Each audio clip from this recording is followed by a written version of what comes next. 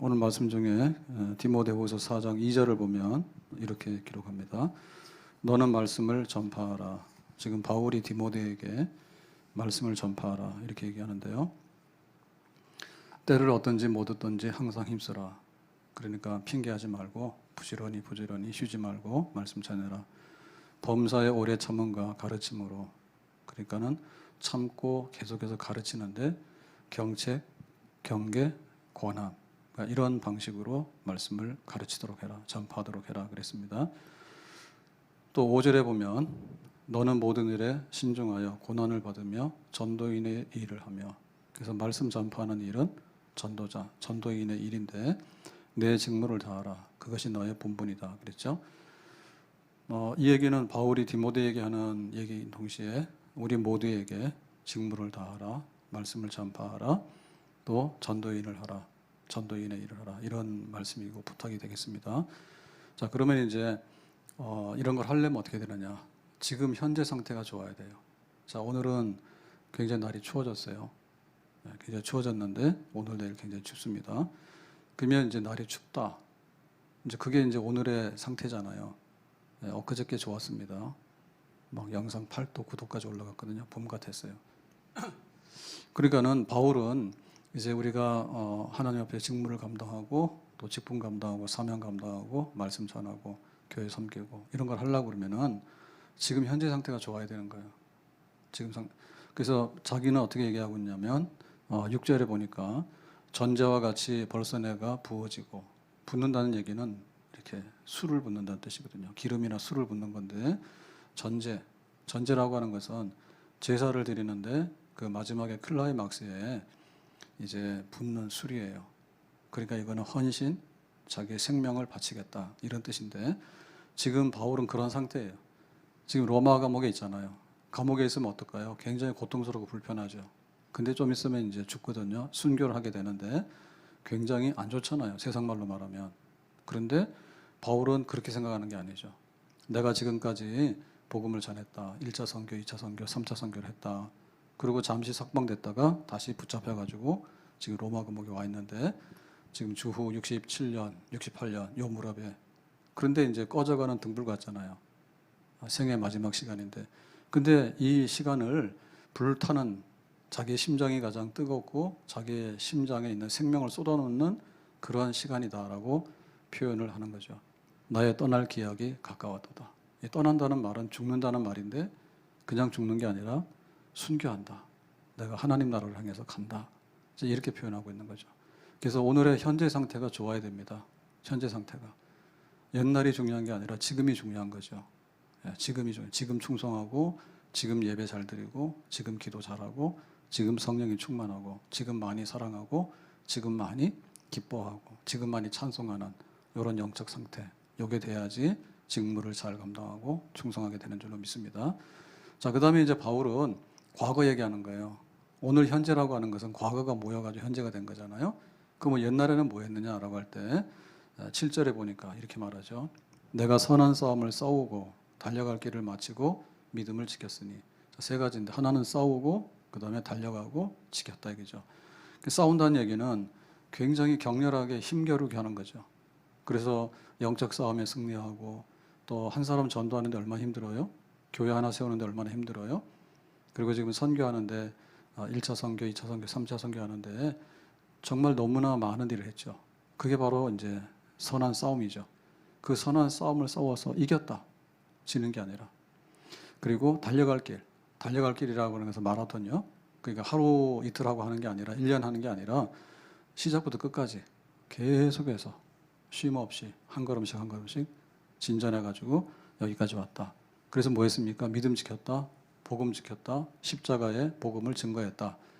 그러니까는 바울은 그 지난날 과거가 아름다웠고 선했고, 그래서 이것이 모여가지고 지금 현재를 이루었는데 내가 내 심장에 있는 남은 피와 생명을 주의 재단에 다 쏟아붓고 순교하고 나는 하나님 나라로 간다.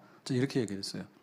자, 그러면은 이제 디모데에게 너도 이제 이렇게 해야 된다라고 얘기할 때, 자, 현재가 굉장히 좋으냐, 지금 상태가 충만하냐, 그거 물었잖아요. 그럼 너 지난날에 했던 거 한번 봐봐. 과거의 행적들을 돌아봐봐.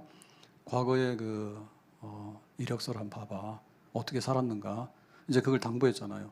근데 이제 여기서 결정적으로 바울이 얘기해 주는 게 있습니다. 그게 뭔가 하면 미래에 대한 거예요. 네가 나처럼 전도인의 일을 하고 또 직무를 감당하고 하려면은 나를 닮아야 돼. 근데 내가 지금 현재 상태가 좋잖아. 충만하잖아. 나를 닮아야 돼. 과거에 정말 이렇게 할 거 다 했잖아. 실패 없이. 성실하게. 그러면 이제 뭘 해야 되냐면 미래가 바울을 닮아야 되거든요. 앞날이. 그래서 그 미래에 대해서 바울은 이런 거야 라고 얘기해 줍니다. 자, 그게 오늘 읽은 8절 말씀이 되겠습니다. 자, 8절에 보니까 이제 후라고 하는 얘기는 뭐냐면 앞으로 되어질 미래의 일이며 미래의 일. 장래. 그러니까는 이제 1시간 후에 혹은 하루 후에 혹은 1년 후에 10년 후에 장래. 미래. 나를 위하여 의의 면류관이 예비되었으므로 주 곧 의로우신 재판장이 그날에 내게 주실 것이며 그랬죠. 그러니까 여기서 그 딱 들어오는 건 뭐냐면 의죠, 의. 그다음에 면류관이죠, 면류관. 이렇게 왕이 쓰는 관. 그다음에 이제 재판장. 자, 이런 말이 나오는데 요거는 미래의 사건을 표현하는 거예요. 그러면 누가 지금 여기서 뭔가를 주냐면 의로운 재판장이 준다 했죠. 그러면 이제 재판장이라고 하면서 이제 판결하는 거잖아요. 판결. 이게 옳다. 너가 죄인이다 아니다. 너는 이만한 상을 받아야 된다 안 받는다. 이걸 판단하는 그 재판장인데 의로우신 재판장이에요. 그러니까는 이 세상의 법정에서 재판장이 굉장히 많았는데 지금 재판했는데 뭘 하잖아요. 예? 뭐 그거 막 판사 엉터리다. 뭐 이런 사람들도 있고 잘했다 이런 사람들도 있고 그런단 말이에요. 근데 이제 최후의 그 재판장 그게 바로 여기서 말하는 의로운 재판장이에요. 이건 예수님이거든요. 예수님이 그날에 이제 그 의의 면류관을 준다. 그러면 이거는 언제냐면 그날이라고 하는 것은 그날 최후의 날입니다. 최후의 재판장, 최후의 날. 그날은 바로 예수님이 재림하셔서 이제 심판하시는 날. 그래서 이 심판을 백보자 심판이라 해요. 그래서 여기 재판 법정인데 그 법정에 흰 백보자 가장 거룩하고 흠이 없는 완전한 판결을 내리는 그 재판 그날. 그러니까 예수님 재림하셔서 모든 믿는 사람들 불러다 놓고 또 안 믿는 사람도 세우고 천사들도 세우고 하여튼간에 돌멩이 빼고 그 생명을 가진 그 모든 피조물에 대해서는 다 최후의 마지막 그 판결하는 그런 날, 그 예수 그리스도가 그날에 그래서 판단해가지고 뭐 하냐면 의의 면류관을 줄 것이다. 의의 면류관. 그래서 이게 의의 면류관이라고 하는 것은 뭘까라고 할 때 우리가 이제 예수 믿으면 믿음으로 의롭다함 받죠. 그래서 우리가 하나님 앞에 가서 확인해야 될 게 뭐냐면 믿음의 의 도장 꽝. 우리가 믿음의 의 믿어요. 그리고 세례 받았잖아요. 그래서 믿음의 의로서 죄 사함 받고 하나님 자녀가 됐다. 그거 이제 우리가 물 세례를 받고 또 교회 와서 이렇게 교인들한테 확인도 받고 우리가 이제 함께 신앙생활 했단 말이에요. 근데 이제 마지막 가서 이게 이제 가짜가 끼어들었는지 아닌지, 이게 정품인지 불량품인지 이제 이런 걸 판결하잖아요. 굉장히 중요하죠, 그죠? 우리가 99번 통과했다고. 근데 제일 마지막에 가서 이게 이제 옳다고 인정받아야 되잖아요. 그날이 있는 거예요. 그래서 교회에서 이렇게 하는 거는요, 완벽하지 않습니다. 자기가 와서 뭐라고 속이면 저도 속을 수밖에 없어. 그 교인들도 깜빡 속을 수밖에 없어. 이 사람이 가라진데 이게 와서 교인이 척했단 말이에요. 그거 만에 하나 그런 일이 일어날 수도 있어요. 근데 이제 마지막에 의의 그 면류관을 준다라고 했을 때 의로운 재판장이 그날에 그때는 뭐 99.9%가 아니라 100%죠. 세상에서 존재할 수 없는 방식으로 싹 골라가지고 너 예수 믿어 진짜네 들어와. 너 예수 믿는 척했지 나가 가짜야. 이렇게 해서 이제 의의 면류관을 받게 되는 거예요. 그러면 이제 우리가 영생 복락에 참여하게 되죠. 아멘. 천국의 문이 열려지는 거예요. 우리가 열쇠가 있잖아요. 그 열쇠가 있는데 대충 해서 여는 게 아니에요. 굉장히 정교합니다. 비밀번호 하라잖아요. 지금은 뭐든지 이제 전산화 돼가지고요. 바코드가 있고 자기 비밀번호가 있어요. 그래서 뭐 비밀번호 결제할 때 하세요라고 하는데 대충 넣어가지고는 안 되죠. 네. 대충 넣어서는 안 돼요. 옛날에는 얼굴 보고 당신 맞아 이렇게 확인했잖아요. 지금은 그 어림없어요. 그래서 가장 정확하게 네가 진짜 예수 믿었느냐? 그러면 그게 의의 면류관이죠. 도전 꽝, 합격, 천국의 문이 열려진다. 그리고 우리가 믿으면서 굉장히 그 소자 아이에게 물 한 그릇을 준 경우도 있고 그 아이에게 사탕이나 아이스크림도 뺏어 먹은 경우도 있어. 그죠? 교회 와가지고 교회를 세우는데 정말 벽돌 한 장 이렇게 세워나가는 사람 있는가 하면 교회 와가지고 콱 무너뜨린 사람도 있죠. 예? 전도하기 얼마나 힘들어요? 그래가지고 우리 셀 식구들이 해가지고 막 전도해가지고 이렇게 한 사람 등록시키기가 1년에 하나도 힘들잖아. 평생에 한 명도 힘들잖아. 그런데 교회 가도 별거 없어. 뭐 어떻고 저떻고 해가지고 막 나발 불고 다니면서 지금 그 입 터졌다고 막 말하는 사람들 있잖아요. 언론에서. 뭐만 하면 막 교회입니다. 예? 구치소에서 막 700명, 800명이 쏟아져서 확진이 돼 나와도 말도 안 해요. 대통령도 말 안 해. 꼭 말이 되잖아. 교회에서 만약에 700명, 800명 쏟아냈다면 어떻게 될까? 난리가 났지. 법무부 장관 입 터졌는가?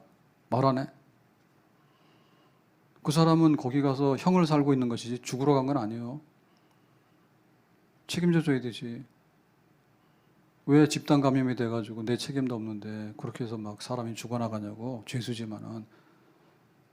그러면 뭐 사람이 먼저다 그랬으면은 빨리 해야 될 거 아니에요? 안 하잖아요. 그래서 그 의의 면류관이라는 얘기는 믿음으로 영생에 참여하게 되는 게 제일 큰 선물이에요. 아멘. 그런데 교회 세우는데 벽돌 한 장 전도하는데 교회가 좋아. 이 말 보태는 사람은 보탰다고 이렇게 하나님이 상 주시겠지. 근데 너는 교회 나가는 사람 실족시켰잖아. 가서 막 이상한 소리 하고 그다음 막 이단 퍼뜨리기도 하고 이런 것들은 그냥 가만두면 안 되죠. 그래서 하나님께서 정확하게 구분해 가지고 이제 합당한 거기에 상을 주실 것이다. 아멘. 우리가 성경을 많이 알면 천국에서 편하겠죠. 근데 만약에 성경을 깡통으로 모른다. 그러면 어떻게 되겠어요? 천국에서 불편해가지고 어리둥절하겠지. 자기가 그냥 스스로 나온다고. 그걸 우리가 문화 충격이라 해요. 우리가 호텔 가면 굉장히 비쌉니다. 근데 비싼 만큼 누리는 사람한테는 또 갈만해요. 근데 뭐 수영장이 어떻고, 그 다음에 뭐 호텔에 뭐가 어떻고, 이런 거는 그 뭐 달마다 수영 평생에 안 하는 사람이 그 호텔비를 내는데 다 비용 들어갔을 거 아니야, 거기에. 근데 우리는 아깝잖아요. 문화 충격이요. 문화 충격이에요. 누릴 줄 아는 사람한테 좋은 게 좋게 와닿아요. 한 번도 안 써본 막 의리의리한 욕조에 들어가서 뭐를 하고 하는데 뭐 사우나 이런 거 가도요 우리는 비싼 거 이런 거는 잘 적응 안 됩니다. 가면 그냥 샤워나 하고 나오지. 그러니까는 내가 천국을 얼마나 아는지. 그래서 팔복 같은 걸 공부 열심히 하셔야 돼. 팔복, 예? 주기도문. 그래야지 내가 가서 나중에 정말 하나님 나라 그 여기 말하는 의의 면류관에 복락에 참여하는데 그렇구나 넉넉하네 내전이 넘칩니다. 이래 될 줄로 믿습니다. 전혀 적응이 안 된다니까요. 그래서 우리가 하나님 앞에 선행으로서 구원받는 건 아니에요.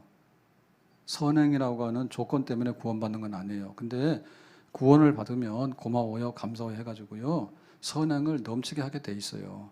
이런 거에 대해서 하나님께서 인정을 해주시고 잘했다, 내가 다 알았다라고 확인해 주시는 줄로 믿습니다. 아멘. 자, 8절 가서 다시 보니까 이랬죠. 이제 후로는 미래에 나를 위하여 의의 면류관이 뭐 됐다고요? 예비되었다 이죠. 그러니까 이런 모든 것들은요 모르는 게 아니에요. 이게 알려진 비밀이거든요. 예비되었다. 이거는 우리가 상상할 수 있는 거고 당연히 준비되어 있으니까 거기 가서 이렇게 참여하면 되는 겁니다. 그러니까 이것이 바로 우리에게 있어서 격려가 되고 소망이 되는 거예요. 우리가 믿음의 생활하는데 지금 잘하고 있어? 잘하고 있어요. 너 옛날에 잘했어? 잘했어요. 끝. 이렇게 얘기하면은 앞이 없는 거예요. 그러니까 우리의 믿음의 생활에 그 희망이나 그 에너지라고 하는 것은요, 소망에 있는 겁니다. 그래서 믿음, 소망, 사랑. 이 소망 꼭 들어가는 거예요.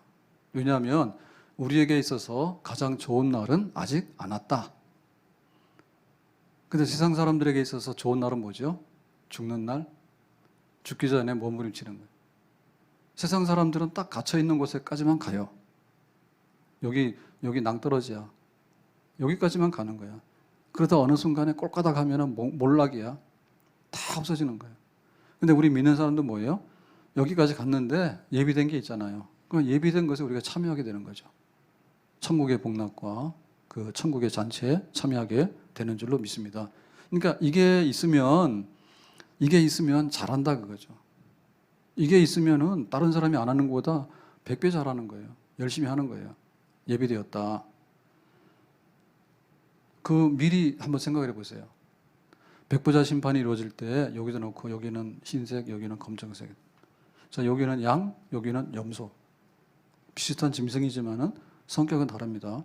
예, 양은 온순한데 염소는 말 안 듣고 막 들이받고 싸움을 잘합니다.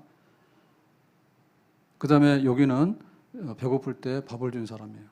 근데 여기는 뭐냐면 남의 밥 뺏어 먹은 사람이에요. 사기꾼. 여기는 목마를 때 물 한 그릇 갈증 나니까 이렇게 대접한 사람이에요.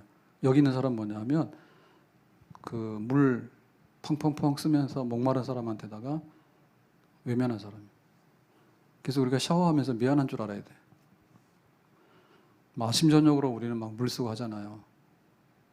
그래서 어떨 때 보면 그 양치할 때도 너무 많이 쓴다는 게 맞아. 세수도 요만큼이면 할 수 있거든요. 근데 막 양치도 말입니다. 그냥 물 이렇게 틀어놓고 막 하면 세수하는 것보다 몇 배 써요. 그냥 막 쓰면은. 그거 만약에 사람이 먹는 물로 생각해 보세요. 사막에 물이 없는 곳에서요. 물 한 봉우리 얼마나 귀합니까? 근데 여기는 아껴가지고 목마르면 여기 생수 드세요. 이렇게 대접한 사람인데 여기는 뭐냐면 물 콱콱콱콱 샤워하는 건가? 그게 막 30분씩 막 1시간씩 막 틀어져 깨가지고 그렇게 했는데 남한테 목마를 때 물 한 모금도 안 주는 사람. 딱 여기서 이제 하나님께서 백보자 심판에서 갈라놓는 것이죠. 나그네를 영접했습니다. 추운데 들어와서 잠깐 쉬었다 가서 해서 사랑방을 내줬습니다. 옛날에 그렇게 많이 했죠. 예, 지금은 뭡니까? 예, 너는 길거리에서 죽어도 모르겠다. 동사해도 모르겠다. 그래서 딱 판단해가지고 나그네를 대접하지 않는 사람. 병 들었을 때 돌아보는 사람. 여기 병 들었을 때 가서 찾아봐서 좀 빨리 회복되길 바래요. 그러고 가서 좋은 얘기도 해주고 기도도 하고 그렇게 하는 사람 있는가 하면 병 났으니까 그래 네가 수문제가 있으니까 병 났지 우리가 다 알아. 그러고 와서 아주 남의 그 상처에다가 말이에요 소금이나 뿌리고 말이에요. 그렇게 막 뒤에서 수근수근해서 아픔을 더하게 하는 사람 이런 종류의 사람들도 있다고. 감옥에 갇히니까 여기 있는 사람은 찾아가서 무난해가지고 좀 수고를 잘 이겨내라 이렇게 격려하는 사람이 있는가 하면 감옥 가니까 잘 됐다 해가지고 뒤에서 막 욕하는 사람 있잖아요. 그래서 하나님께서 판단하셔가지고 그거를 구분해 놓는다고. 그러니까 그게 보이면 선한 싸움을 싸우고 달려갈 길을 가고 믿음을 지키고 말씀을 전파하고 전도인 일을 하고 그다음에 직무를 감당하고 그 모든 것이 정말 넘치게 이루어질 줄로 믿습니다. 근데 앞에 있는 것이 안 보이면 어때요? 이러나 저러나 똑같은데 내가 뭐하러 먹고 마시고 그냥 다 쓰고 없애버려야 되는 거지. 그래서 교회가 여기 있는 교회로서 다 모든 것을 평가할 수 없는 거예요. 내 신앙생활이 여기 있는 거로 다 평가할 수 없는 거예요. 왜냐하면은 그 미래가 있는가라고 하는 거 그것 때문에 우리의 평가 기준이 달라져요. 미래가 있는 사람은 지금 현재가 좀 부족해도요. 이 사람 영광이 있는 거예요. 예비된 게 있으니까. 막 허세 부리면서 쓰고 다니는 사람 있잖아요. 파산시켜놓고도 사기꾼들. 근데 이런 사람 미래가 없는 거예요. 감옥 가는 거예요 그냥. 근데 오늘 힘들지만은 아주 절약하면서 저축하면서 살아가면 이 사람은 미래가 있는 거예요. 전혀 성격이 다른 거예요. 지금 바울은 로마 감옥에 있잖아요. 그래서 이제 주 68년경에 참수형으로 순교를 당합니다. 그 누구였느냐? 네로 황제가 한 거죠. 최종적으로는 로마의 법에 네로가 이거 바울 살려두면 안 돼. 기독교 놔두면 안 돼. 이랬잖아요. 그래서 죽여라 했다고. 로마 법으로는 사형이에요. 그런데 그 하나님의 의로운 재판장 그날의 그 의로운 그 심판에서는 뭐냐면 바울에게 있어서는 의의 면류관이에요. 바울만큼 수고한 게 없는 거죠. 그러니까는 이게 뒤집어지는데 완전히 뭡니까? 평가가 달라지는 거죠. 왜? 미래가 있느냐 없는가에 따라서. 그래서 우리가 교회 왔을 때도 저 집사님은 저거밖에 안 되네 이렇게 말 못합니다. 왜냐하면 조금만 있으면 그날에 했을 때 거꾸로 뒤집어질 수가 있어. 그렇게 섰다고 생각하는 사람은 망하고 또 망했다 생각하는 사람이 흥할 수 있는 거예요. 흥하는 사람의 대표적인 것이 뭐냐면 순교자들이죠. 우리는 오래오래 잘 먹고 잘 사는데 저 사람은 저렇게 단명해가 저렇게 죽었을까라고 비꼬잖아. 비웃음을 당했잖아. 근데 마지막에 가보니까 뭐예요? 그런 사람들이 최고의 상을 받게 되고 세상에서 꾸역꾸역 살다가 하나님 영광 가리운 사람들은 그야말로 하나님 앞에 큰 책망받을 밖에 없다. 그랬습니다. 그래서 이 세상의 법정도 정말 하나님의 법정처럼 비슷하게 돼야 돼요. 그런데 달라. 세상의 법정도 이게 지방법원하고 고등법원하고 대법원 가면 달라지는 경우가 있잖아요. 근데 또 정권이 바뀌면 또 달라져요. 그거 안 좋은 거예요. 법이라는 것이 무슨 그 잠깐 동안 이러한 것을 위임받은 사람들 때문에 법이 막 이렇게 되고 저렇게 되고 그건 안 좋은 거지. 그건 안 좋은 거죠. 그런 사람들 진짜 나쁜 사람들이에요. 그리고 법이라고 하는 것은 그 국가를 불문하고 모든 사람들이 이해할 수 있는 그런 법이 월등 좋은 거예요. 그러니까 굉장히 뭐 여성들에 대해서 막 학대하고 인도, 그다음에 막 이슬람 이런 데서는 여성들에 대해서 굉장히 아직도 그 인권 같은 게 많이 안 되잖아요. 화장도 못하게 하잖아요. 보셨죠, 그죠? 굉장히 보수적인 이런 데서는요, 여자 화장도 못하게 하고 뭐 여자 운전도 못하게 하고 막 이런 것도 굉장히 많습니다. 근데 그런 거는 국가와 문화를 떠나가지고요, 모든 사람들이 다 누릴 수 있는 법에 접근하게 되면 그런 게 좋은 법이죠. 마지막에 하나님의 법이 있단 말이에요. 그게 최종적인 법정이죠. 거기에 우리가 쓰는 거. 그것은 우리의 소망이고 미래인 줄로 믿습니다. 그래서 답답할 때 어떻게 되냐면 우리가 하늘을 봐야 돼. 좀 답답하면 먼 하늘을 보고 높은 하늘을 보고 푸른 하늘을 보면 조금 속이 좀 뚫리겠죠. 그런데 영적으로 볼 때 하나님을 섬기면서 답답한 일이 많잖아요. 그러면은 그때 뭘 봐야 됩니까? 그날에 백보자 심판, 의로운 재판장이 나에게 의의 면류관을 주실 것인데 그것이 이미 예비되었다. 확정되어졌다. 나는 거기 가서 상만 받으면 된다. 이 생각을 하게 되면 기분이 좋아지게 되고 희망이 생겨나게 될 줄로 믿습니다. 아멘. 그래서 소망의 분량이라니까요. 믿음의 분량이 크면 어떻게 되고 소망의 분량이 크면 어떻게 되고 그 소망의 분량이 교회의 힘이고 우리가 하나님을 섬기는 데 있어서 힘의 원동력이 될 수가 있어요. 자, 그러면 지금 현재 그 어려운 점들이 어떻게 장차 그 의의 면류관 하나님의 그 상으로 바뀌어지게 되는가에 대해서 그 바울 얘기를 좀 하겠습니다. 고린도후서 6장 3절에 보면 이렇게 되어 있습니다. 우리가 이 직분이 비방을 받지 않게 하려고 무엇에든지 아무에게도 거리 끼지 않게 하고, 그러니까 복음 전하고 사도로서 일하는데, 자 4절에 보면 오직 모든 일에 하나님의 일꾼으로 자천하여, 그러니까 하나님의 일꾼, 하나님의 종이죠. 자천하여 내가 스스로 자원해서 많이 견디는 것, 참고 인내하는 것, 그 다음에 환난, 그 다음에 궁핍, 그 다음에 고난. 자 5절에 보면 매맞음, 갇힘, 난동, 수고로움, 자지 못함, 먹지 못함 가운데에서도 그랬죠. 그러니까는 의의 그 면류관을 받는다. 그것이 예비되어 있다. 그날에 그 미래의 그 사건이 있는데 그 미래의 사건을 우리가 그 예측해 볼 수 있는 그것이 뭐냐면 바로 이거예요. 그래서 이 둘은 잘 안 맞는 것 같아. 왜냐하면 우리가 대부분 생각할 때 이러죠. 돈 있냐? 돈 쓴다. 건강하냐? 기분 좋다. 뭐 이런 거잖아요. 근데 장차 나타날 그 의의 면류관, 하나님의 그 상급의 밑바탕은 뭐냐면 재료가 썩 달갑지 않은 것들이에요. 우리가 음식은 뜨거울 때, 그때가 제맛이 나요. 그리고 솜씨도 굉장히 중요하지만, 솜씨가 없어도 재료가 좋으면 괜찮아요. 그 자리에서 즉석으로. 그래서 저도 요리하는 게 점점 늘어납니다. 요리는 아니고 먹는데 늘어납니다. 뭐 할 거 없어요. 토마토 썰어서 프라이팬에다가 익혀서 먹음. 향 좋은 거요. 당근 향이 진짜 좋아요. 당근 칼로 안 까고 그 당근 감자 칼이죠. 그걸로 삭삭삭 하잖아요. 주부들은 웃겠지만은 웃을 것도 없죠. 요새는 그런 것도 안 하니까. 그래가지고 그 감자 칼로 당근 삭삭하면요, 당근 향이 쫙 올라옵니다. 토마토도 마찬가지예요. 토마토를 탁 치는 순간에 토마토 향이 올라오는데 저는 그 과일이나 이런 게 향이 그렇게 좋은지 몰랐어요. 굉장히 좋아요. 뭐 사과, 배 이런 거는 아니에요. 근데 막 그런 야채 있잖아요. 그런 거 탁 치면요 올라오는데 그게 장난이 아니에요. 그러니까 재료가 좋으면 되거든요. 원재료. 근데 의외로 요즘 양파가 안 좋더라고. 양파가 좀 탁 쏘는 맛이 있어야 되는데 이게 아주 물양파인가 봐. 계절이 그래서 그런가? 그래서 마음에 안 들어요. 의외로 향도 없고 냄새도 별로 없어요. 그래서 이 재료가 뭐냐 할 때 의의 그 면류관이라고 하는 재료가 우리 생각할 때는 내가 돈 많고 건강하고 출세하고 명예롭고 인기도 있고 날씬하고 그다음 매너도 좋고 또 주변 사람들이 와서 나한테 다 잘하고 막 해가지고 그야말로 그 호텔에서 하룻밤 잘 때 그 누리는 그런 느낌이죠. 왜? 온갖 거를 다 차바르고 막 휘두르면은 장래가 있는 것처럼 생각하잖아요. 근데 전혀 그게 아니에요. 그렇게 안 되죠.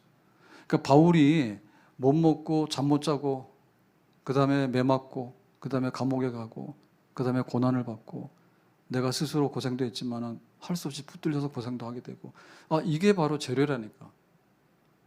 그래서 교회가 우리 성도들이 생각할 때 나에게 이렇게밖에 안 되는가라고 생각하는데 정말 힘들어요. 하루하루 견디기가.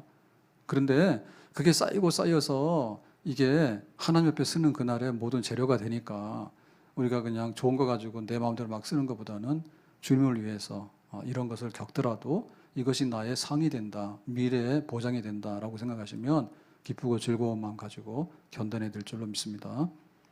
고린도후서 11장 23절 보겠습니다. 그들이 그리스도의 일꾼이냐 정신없는 말을 하거니와 나는 더욱 그러하도다. 그러니까 이제 이 고린도 교회에 와가지고요 내가 그리스도의 일꾼이다 사도다 이렇게 하는 사람들 중에는요 세상 자랑 엄청 하는 사람이 있어. 그래서 졸업장 자랑하고 그 다음에 자기 학교 출신 자랑하고 그 다음에 자기가 뭐 이렇게 뭐 상 받은 거 자랑하고 그 다음에 뭐 잘생긴 거 자랑하고 그래서 굉장히 우월한 걸 가져와서 바울보다 우리가 훨씬 나아. 바울은 별거 아니야. 바울 깔아뭉개고 바울이 고린도 교회를 개척했잖아요. 그 교회가 섰는데 나중에 바울이 떠난 다음에 들어온 사람들이 그런 식으로 했다고. 바울은 별 볼 일 없고 배경도 변변치 않고 뭐 등등 해가지고 아주 자기들이 그리스도의 일꾼으로서 막 천사처럼 굉장히 우월한 사람인 것처럼 이렇게 떠벌리는 사람도 있었거든요. 고린도 교회가 홀딱 넘어간 거기에 그 시험이 들었거든요. 그랬는데 바울이 말하는 거죠. 정신없는 말을 하거니와 내가 진짜 그리스도의 일꾼이다. 그 사람들이 일꾼이라 하고 바울보다 나은 사람이라 얘기하지만은 내가 진짜 그리스도의 일꾼이다 라고 이제 반박하는 거예요. 누가 진짜 그리스도의 일꾼이냐. 그럴 때 내가 수고를 넘치도록 하고 옥에 갇히기도 더 많이 하고 매도 수없이 맞고 여러 번 죽을 뻔하였으니. 그 바울은 내가 진짜 그리스도의 일꾼인가를 증명하는 데 있어서 뭘 가져갔나 하면 위조수표, 내주 위조문서, 그 다음에 하지도 않은 거, 완전히 막 그 조작하는 거 이런 거는 하나도 없어. 근데 오히려 뭐냐면 봐라 내가 고생 많이 했지. 내가 감옥에도 더 많이 갔지. 매도 더 많이 맞았지. 죽을 뻔도 더 많이 맞지. 이거를 가지고서 내가 진짜 사도라고 하는 거를 증명하는 거예요 지금. 바울은 예수님이 부른 12사도가 아니었잖아요. 바울은 예수님 따라다닌 제자가 아니죠. 그 나중에 이제 예수님 십자가 죽으시고 부활 승천하시고 나서 나중에 예루살렘 가서 자기가 어쩌고 저쩌고 해서 이제 회심했잖아요. 그러니까 항상 13번째 사도라고 하는데 거기에 대해서 꼬리표가 붙어가지고요. 바울은 저거 가짜 아닌가? 좀 모자라는 거 아닌가? 항상 이런 게 있었다고. 근데 그거를 증명하는 방법이 이거예요. 내가 얼마나 많이 맞고 얼마나 많이 감옥 가고 얼마나 많이 죽을 뻔한지 알아? 그게 진짜 사도라는 증거고 진짜 그리스도의 일꾼이라는 증거야 라고 바울이 얘기를 하는 거예요. 자 24절에 유대인들에게 40에 하나 감한 매를 5번 맞았으며 그래서 매를 40대 맞으면 죽는다 생각해요. 너무나 이게 타격이 심하기 때문에. 그래서 이제 그 율법에 죽으면 안 되니까 그래서 이제 39 되면 그만. 왜? 혹시 실수로 하나 더 때려버리면 큰일 나거든요. 그래서 최고치에서 하나 빼는 정도를 5번 맞았대. 그러니까 거의 죽을 정도로 맞은 거 5번 유대인들한테. 바울이 뭘 잘못했어? 아무것도 잘못한 거 없이. 한 거는 뭐예요? 예수 믿어라. 율법까지 안 된다. 그거죠.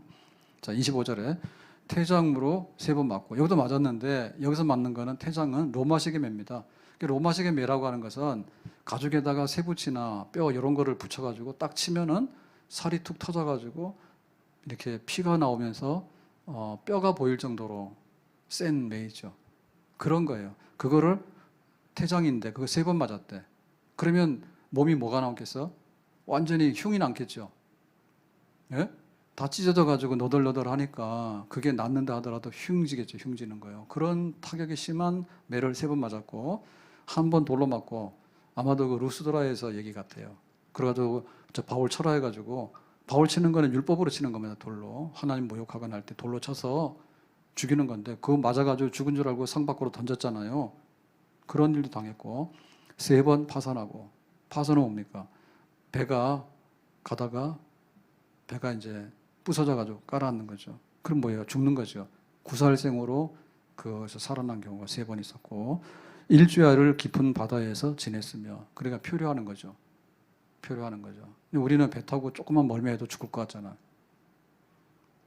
예, 저 홍도 갔다 오다가 잘 먹어야 되겠다고 호텔 와가지고 상다리 부러지게 음식 차려놓고요. 숟가락도 못 들고 나온 적이 있어요. 목포에 한번 다시 가야 돼요. 멀미가 그때 오니까 더 심하게 오더라고요.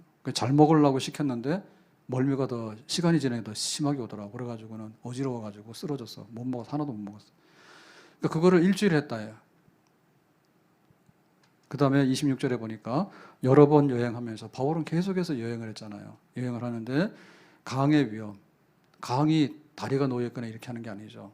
뭐 배 타고 가거나 아니면 그냥 이렇게 건너가다가 보면 휩쓸려서 죽을 수도 있고 강도의 위험. 강도는 뭐예요? 칼든 강도. 돈 뺏어가고 사람 죽이고 이런 강도. 그 다음에 동족의 위험. 유대인들이 항상 바울을 못마땅해 여겨가지고 유대계 배신자라 해가지고 죽이려 했잖아요. 이방인의 위험. 그러니까 이방인들 보통 사람들도 전도자들에 대해서는 우호적이지 않아요. 와가지고 이상한 소리 하면 우리 동네 해로와 우리 도시가 해로와 해가지고는 굉장히 잡아다가 위협을 가하고 그런 위험. 그 다음에 시인의 위험. 이게 이제 강이죠. 시인이나 골짜기 이런 위험. 그 다음에 광야의 위험. 광야라고 하는 것은요. 그야말로 아주 끝없는 광야입니다. 그러니까 여기에 들어서서 길을 잘못 들었으면 헤매다 죽어요. 실종돼서. 실제로 그래요. 그런 일도 많이 겪고 바다의 위험.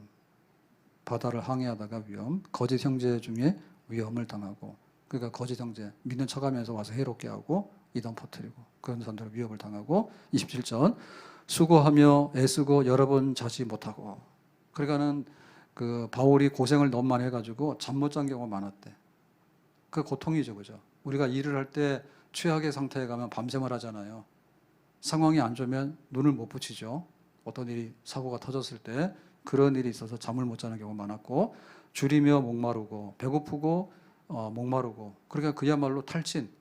이거는 아주 생명의 위협을 느끼는 탈진입니다. 우리처럼 살 빼려고 안 먹는 게 아니에요. 네.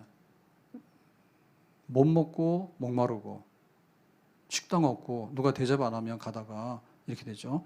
여러 번 굶고 춥고 헐벗었노라. 그래서 배고픈 것도 여러 번 겪었고 추운 것도 말도 못합니다. 추운 거 이것도 말도 못해. 우리는 난방이 하루만 안 들어와도 몸이요 사람 몸이 한 실내 온도가 18도 18도 정도 이하로 내려가면요 정상이 아니에요. 네, 그래서 15도 10도 내려가면요 안 돼요. 막 손이 굽어요. 몸이 정상으로 작동을 안 해요. 그 추위라고 하는 것이 말로 못하는 고통이에요. 근데 이게 집에 있어도 그런데 만약에 노상에서 이렇게 가다가 노숙을 하는 상태에서 이런 일을 겪으면 어떻게 되느냐? 이 거의 동사죠, 동사. 그런 일이 있다고. 그리고 이게 한여름에는 모르지만 한여름도 춥습니다, 새벽 되면은. 그런데 저도 옛날에 그 터키 성지순례 갔다가 아주 폐렴돼서 왔어요. 큰일 날 뻔했어요. 그럼 몰라가지고 하나님 은혜가 많아. 근데 막 여기서 떠날 때 몸 일을 막 하다가 가니까 비행기 타고 그 패키지로 막 가게 되면은 주로 막 야간 비행에다가 막 잠 안 재우고 이런 거 하잖아 일정을. 그 도착하자마자 병이 난 거예요. 그런데 막 버스를 타는데 터키가 어마어마하게 넓은 나라입니다.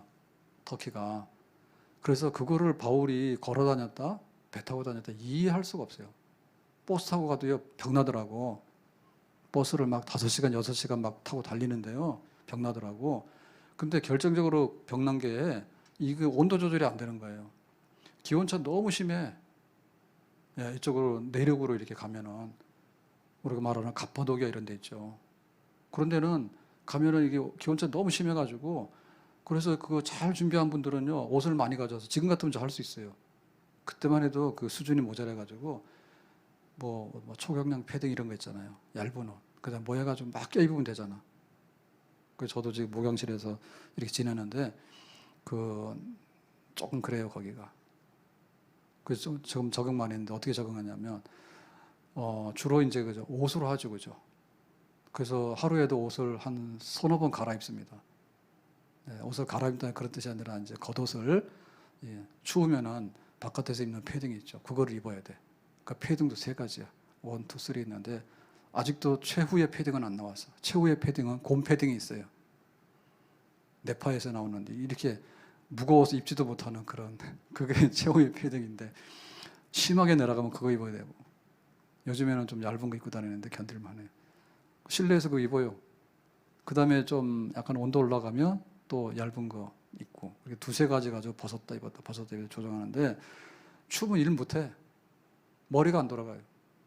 그 몸 자체가 활성화 안 되기 때문에 능률이 떨어집니다. 근데 아주 이 목숨이 위협할 정도로 추위 말도 못하는 거 아주 원초적인 거예요. 배고프고 추운 건요 그냥 그야말로 생명이 왔다 갔다 하는 순간이에요.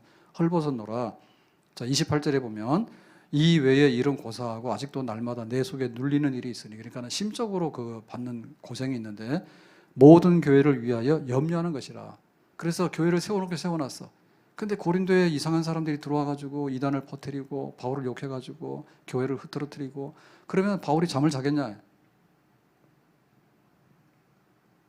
제가 24일 또 성탄절 이렇게 지내면서 약간 몸살 깨워가지고 계속 그랬거든요. 연말 되면 원래 그래요. 일이 너무 많아가지고. 근데 이번에는 그 스트레스 받아서 더해.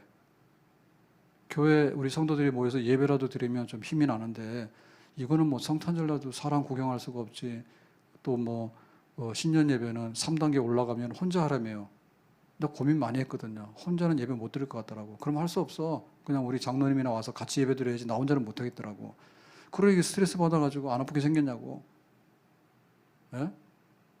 그래서 이 속에 있는 근심 걱정이 세상적인 걱정이 아니에요. 내가 뭐 먹고 마시고 이런 걱정이 아니라 그 집사님이 저러면 안 되는데 교회가 그러면 안 되는데 또 말씀의 집도 어차피 지었으니까 막 하라고 열심히 이제 막 얘기했는데 원 집사님이 26년 동안 지은 집이라는데 원래는 그렇지만은 거기 녹화된 거는 26년 아니에요.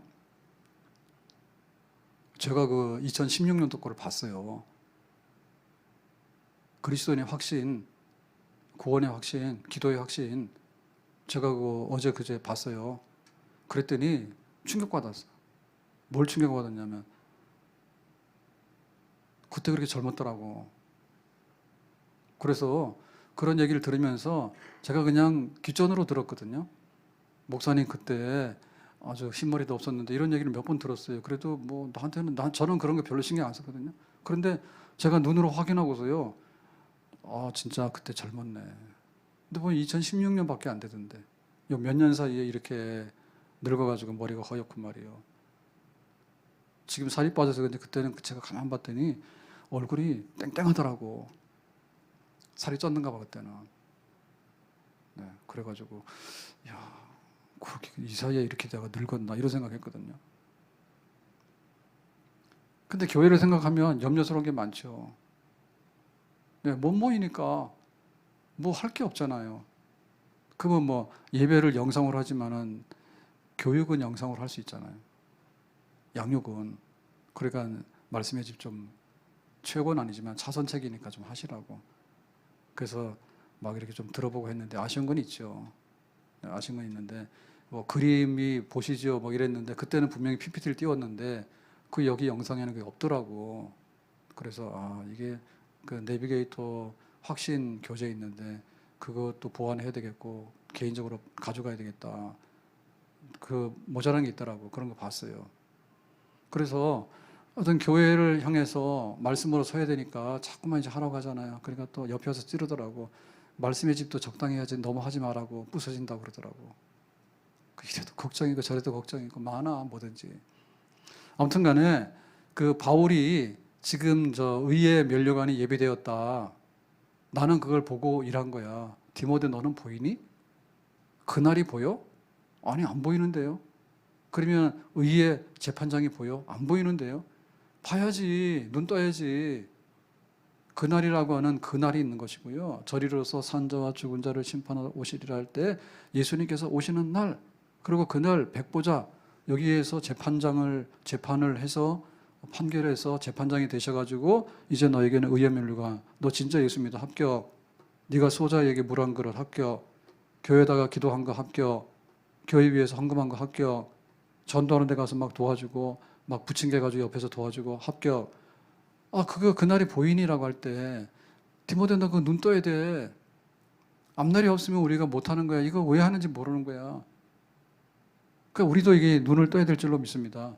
근데 이 눈을 뜨는데 이 눈을 뜨게 되는 사건은 내가 잘 먹고 잘 살고 등 따뜻하고 배부르면요 이게 안 보여요. 왜? 오늘이 너무 좋은데 내일이 다가오는 게 두려운 거예요. 아니 하나도 기다리지 않는 거예요. 돈 많아서 억울할 것 같아. 그 많은 돈이 있는데 언제 쓰고 죽냐고. 그죠? 건강한 사람들은요 언젠가는 늙어서 병들어 죽잖아요. 그러니까 막 내일이 다가오는 게 겁나지. 5년만 돌려서 가보더라도 그때 보니까 젊었더라고. 깜짝 놀랐어요 제가. 그때 그렇게 젊었더라고. 2016년도 1월 그래가지고 우리가 신년도에 시작하면서 그 확신하자 해가지고 주일날 11시에 말씀한 거 아니에요. 근데 지금 봐도 맞아요. 내가 구원이 확신이 없는데 다른 뭐가 필요하겠어요. 구원이 확신이 있으면 믿는 것으로서 다 얻은 줄로 믿습니다. 아멘? 막 감기 걸려가지고 목소리가 이상해요. 그러면서 막 하고 그랬더라고. 그때가 좋았어.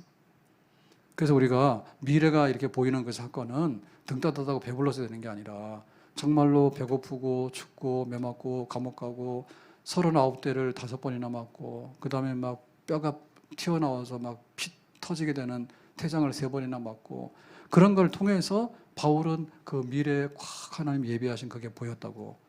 그러니까 우리도 지금 현재에 대해서 정말 이 고통과 고난과 연단과 시련과 그런 많은 괴로움이 있지만 그것이 바로 미래의 상을 크게 하고 그 미래를 보게 하는 눈을 뜨게 하는 그런 사건이 되기를 예수님의 이름으로 축복합니다. 하늘 가는 밝은 길이 내 앞에 있으니 슬픈 일을 많이 보고 늘 고생하여도. 그래서 여기 보면 제가 가사를 써왔는데요. 하늘 가는 밝은 길, 나중에 이제 의의 그 상을 받는 면류관 받는 그런 날이 우리 앞에 있어요. 그러니까 우리가 하늘 가는 길은 밝은 길이죠. 아멘? 길 밝아요, 안 밝아요? 어두운 사람은요 주저앉고요 거기 낭떠러지 떨어져. 근데 하늘 가는 길은 밝아. 성령의 은혜로, 말씀의 은혜로. 슬픈 일을 많이 보고 늘 고생해도. 그래서 우리가 지금 가는 현장은 슬픈 일이 많고 고생이 많다고. 그런데 우리는 밝은 길을 가는 거예요. 밝은 길을. 그래서 이렇게 등불을 비춰서 가면은 밤중에도 이렇게 길을 찾아서 가잖아요. 이 세상은 어둡지만 그 밝은 빛 가운데서 슬픈 일이 있고 고생이 많아 하더라도 하나님께서 밝은 빛 가운데로 천국으로 쫙 인도해 간다. 하늘 영광 밝음이 어두운 그늘 해치니. 그러니까 어두운 그늘이 콱 지배해버리면 하늘의 영광은 없어. 그런데 하늘의 영광이 밝게 비치면은 어두운 그늘은 물러가. 밤으로 가는 사람하고 새벽으로 가는 사람 다르잖아. 새벽이 되면 탁 날이 밝아오잖아요. 그런 상태. 근데 어둠으로 푹 빠져들면 어떻게 됩니까? 암흑 상태죠. 그러니까 미래의 상 이건 뭐냐면 하늘의 영광이 밝음이 비추는 거예요. 그래서 그 어두움이 물러가는 거예요. 그런 상태가 우리가 돼야 되는 거죠. 근데 다음 주일을 바라보면서 세상에 막 돈 막아야 되지, 몸 아프지, 뭐 하지, 뭐 하지, 어두운 게 콱 쌓였잖아요. 그런데 예배를 드리고 내가 그날을 바라보면서 하나님 나라를 바라보게 되면 하늘의 영광의 밝은 빛이 우리에게 임하게 되는 줄로 믿습니다. 주일 예배 드리고 이 어두운 세상을 빛 가운데 살아가는 거예요. 아멘? 교회 섬기고 직분 감당하는 게 그게 쉽고 편한 일은 아니죠. 돈 쓰는 게 편하지. 아닌 게 아니라 하루에 3번 밥상 차리다 보면요. 밥 먹다가 하루 다 가더라고. 그래서 야 식당 가서 돈 딱 내고 딱 그 먹는 시간만 15분만 먹고 나오면 끝나잖아 나하고. 근데 마트 가서 사러 가야 되지. 오늘은 두부 떨어졌다. 오늘은 또 우유 떨어졌다. 이것도 막 스트레스지. 또 그 다음에 그거 해가지고 그릇에 담아 나오는 거 스트레스지. 먹고 나서 치우는 것도 스트레스지. 먹고 사는 일이 힘든 일이에요. 거기에 우리가 어둠에 휩쓸리면 안 되죠. 빛 가운데 가야 되잖아요. 예수 공로 의지하여 항상 빛을 보도다.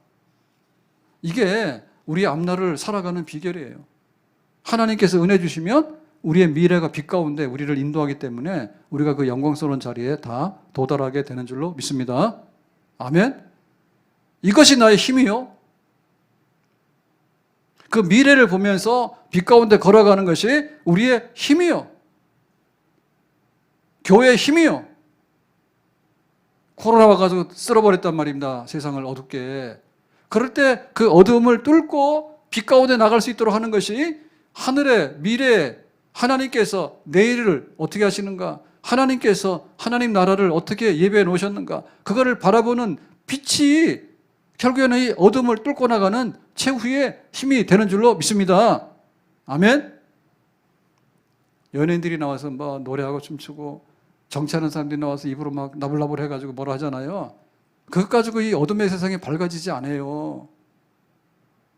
하나님 나라를 바라보면서 하나님 나라의 영광을 바라보면서 나가는 힘, 그것이 이 어려운 시대를 이겨나갈 수 있는 진정한 빛이 되고 힘이 되는 줄로 믿습니다. 아멘. 그래서 진짜 교회는 어려운 때, 고난할 때 빛 가운데 걸어가는 교회예요. 가짜 교회는 뭐냐면 헤매는 교회예요. 좋을 때 모여서 먹자 마시자.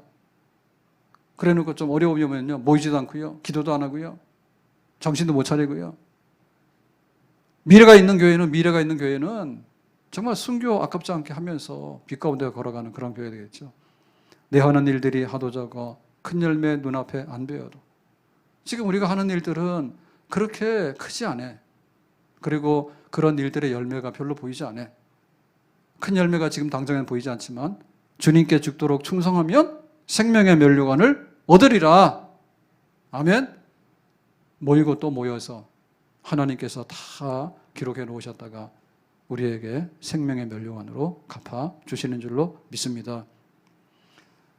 우리가 신세진 게 많은데 외국에 원조 많이 받았죠. 그 중에도 6.25 어려울 때 와서 참전해가지고 우리나라를 도왔잖아요. 근데 뜻밖의 우리를 도와준 사람들이 있는 거 잊어서는 안 됩니다. 미국 사람들 많이 와서 희생했고, 캐나다, 호주 많이 와서 희생하고 많이 도왔어요. 근데 그 에티오피아에서 와서 도운 거 아세요? 에티오피아, 저쪽에 아프리카에 흑인, 거기서 와서 도왔다고. 그래서 TV에서 그런 거 가끔 했어요. 아직도 거기 생존하는 분이 계시대요. 지금은 모르겠는데 몇 년 전에요. 그래서 찾아가서 이렇게 인터뷰를 했는데 얼마나 춥겠어요. 그 더운 적도의 나라에서 이제 가라 해가지고 이제 온 거죠. 그래서 막 춘천 이런 전투에 들어갔는데 그 추운 겨울에 왔던가 봐. 추운 겨울에 가니까 얼마나 춥겠어요. 그러다가 이제 전사한 군인도 있고 부상을 당한 군인도 있고, 그 이제 부상당한 분들은 자기 고국으로 돌아갔는데 그 에티오피아가 이제 이렇게 공산화되고 뭐 이렇게 역사가 바뀌면서 그 평가를 못 받는 거예요. 목숨을 바쳐도. 그러니까 자기네 나라에서도 평가를 못 받고 우리나라도 당연히 에티오피아 도움받았다는 거 알고 있는 사람 별로 없어. 그래서 막 찾아가서 이렇게 막 하는데 인터뷰하는 들이다고 평생에 자기는 6.25 전쟁 참전해가지고 부상을 입어가지고 그 후유증으로 장애인 생활한 거예요. 그래서 침대 바깥을 벗어나지 못한. 근데도 아직도 살아있어서 그때 인터뷰하는데 보니까. 그러니까 막 20대 초반이나 10대 후반에 왔으면은 50년 지나도 살아있겠죠. 그래서 한마디 하라 했더니 뭐냐면 한국이 나를 기억해 줬으면 좋겠다 하더라고.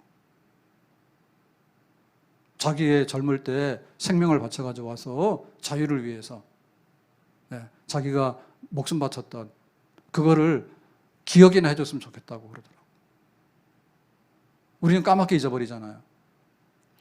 하나님께서 바울이 했던 배고프고 아프고 매 맞고 했던 이 모든 것들에 대해서 하나도 잊어버리지 않고 기억하셔서 그날의 의의 면류관을 주신 줄로 믿습니다. 똑같다 그냥 우리 교회도. 이것이 우리가 주님을 섬기는 비결인 거예요. 목사님이 뭐라 하면은 그 칭찬받을까? 또 누가 와서 집사님 왜 그래라고 뭐라고 하면 시험 들어가도 이렇게 해서는 못하지. 우리 사람이 하는 거에 대해서도 우리가 어느 정도 도움이 돼요. 집사님 열심히 합시다 도움이 돼요. 근데 열심히 하지 맙시다 한다 해가지고 우리가 열심히 안 할 이유가 없는 거죠. 네? 목사님 보면서 더 따라가야 되겠다 하면 좋죠. 근데 목사님 보면서 아니 그것보다 난 더 열심히 할래라고 하는데 더 하면 되죠. 하나님 중심을 합시다. 아멘. 아멘. 하나님 앞에서 합시다. 아멘. 오늘도 중요하지만 그날에 내가 어떻게 될 것인가를 바라보고 합시다. 아멘. 우리가 육신적으로 굉장히 애를 쓰는 것은요, 그냥 10년, 20년 후를 위해서 하는 거예요. 내가 건강에 좀 신경을 쓰면 나중에 만성병이나 이런 거 안 걸려서 조금 더 편하게 살 수 있는 게 있는 거고, 우리가 그 노후에 퇴직해가지고 연금 같은 거 준비하게 되면 좀 물질적으로 덜 어렵게 살고 그런 효과가 있는 거죠. 그것밖에 안 되는 거예요. 근데 영원한 멸류관을 받는 자리, 그것을 쓰기 위해서 우리가 하는 준비는 그것보다도 훨씬 더 효과가 있고 가치가 있게 되는 줄로 믿습니다. 아멘. 그래서 우리는 지금의 우리의 상황 이런 거 하고 너무 연관되지 말아라.